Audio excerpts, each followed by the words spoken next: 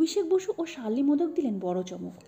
অনেকদিন থেকেই তাদের প্রেমের গুঞ্জন শোনা যাচ্ছিল, নানা জায়গায় তাদের একসঙ্গে দেখাও যেত। যদিও তারা প্রেম নিয়ে কেউই প্রকাশ্যে খুব একটা মুখ খোলেনি, তবে এবার সবাইকে অবাক করে বড় চমক দিলেন অভিষেক শার্লি।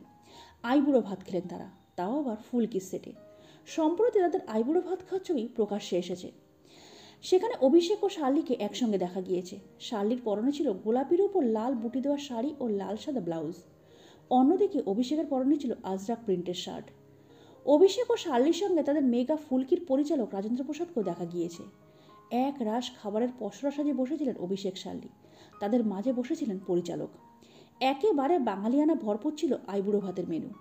স্যালাড, সাদা ভাত, পটল ভাজা, আলু ভাজা, মাছের মাথা দিয়ে মুগ ডাল, বেগুনি, ছানার ডালনা, ভেটকি মাছের পাতুরি, মাটন, আমের চাটনি, রসগোল্লা, সন্দেশ ও মিষ্টি দই।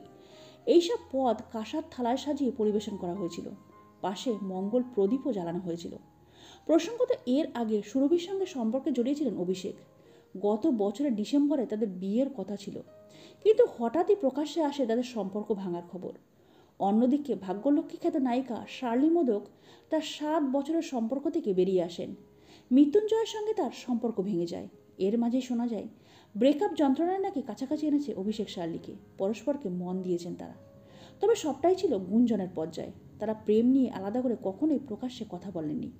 তবে এবার সকলকে চমক দিয়ে আইবুড়ো ভাতের ছবি প্রকাশ্যে আনলেন তারা। কিন্তু কবে বিয়ে সেই বিষয়ে অবশ্য এখনও কিছু জানা যায়নি।